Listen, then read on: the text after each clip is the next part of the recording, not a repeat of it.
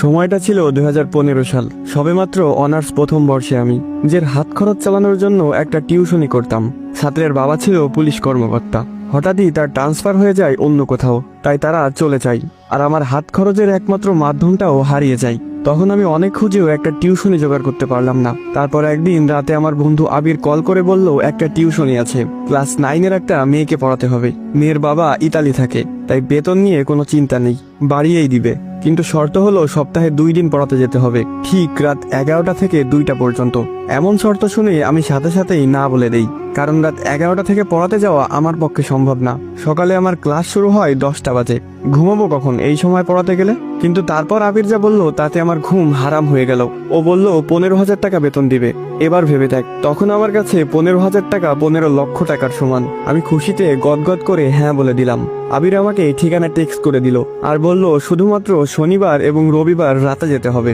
আমার কাছে বিষয়টা কেমন জানি অদ্ভুত লাগলো, কিন্তু টাকার নেশায় কিছুই মাথায় নিলাম না। 2 দিন পর শনিবার আমি রওনা দিলাম আবিরের দেওয়া ঠিকানা অনুযায়ী।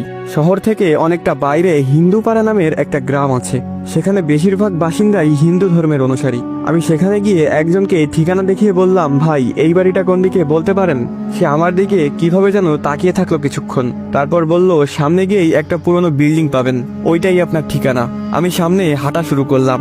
একবার পিছনে তাকিয়ে দেখলাম লোকটা এখনো সেই অদ্ভুত ভঙ্গিতে আমার দিকে তাকিয়ে আছে। কেমন যেন একটু লাগছে আমার ভিতরে, মনটা সাই দিচ্ছে না যেতে। কিন্তু 15,000 টাকার কথা মনে পড়লেই আবার মন বদলে যায়। না, গিয়েই দেখি। একটা পুরনো বিল্ডিং এর সামনে এসে দাঁড়ালাম। হ্যাঁ, এটাই সেই ঠিকানা। 11টা বাজতে আর 1 মিনিট বাকি। আমি গিয়ে দরজাটা নক করার সাথে সাথে দরজাটা খুলে গেল। মনে হচ্ছে কেউ যেন আমার জন্য দরজার কাছে দাঁড়িয়েছিল। দরজা ধাক্কা দিতেই খুলে গেল। খ্যাত করে একটা শব্দ হলো, কিন্তু সেখানে কেউ ছিল না। তাহলে দরজা খুললো কে? আমি কখনো ভূত প্রেত এসবে ভয় পেতাম না, অনেক দেখেছি জীবনে এসব।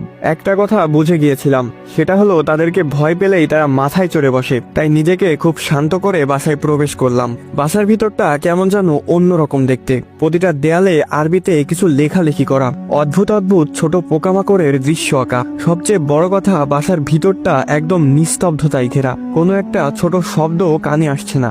একজন মধ্যবয়স্ক মহিলা একটা রুম থেকে হাসি মুখে বেরিয়ে এলেন। আমাকে বলল, তুমি নিশ্চয় গালিব, আবির তোমাকে পাঠিয়েছে। আমিও একগাল হেসে দিয়ে বললাম, জি আন্টি। তারপর আন্টি একটা রুম দেখিয়ে দিয়ে বলল, ওই রুমে যাও, রিশফা ওখানেই আছে। দেখো বাবা, ভালো মতো পড়াতে হবে, ও অনেক ফাঁকিবাজ।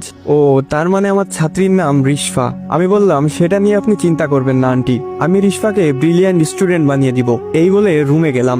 দেখলাম রিশফা এক মনে খাতায় কি যেন অঙ্কন করছে। আমি গিয়ে হালকা কাশি দিতেই সে উঠে সালাম দিল। আমি সালামের উত্তর দিয়ে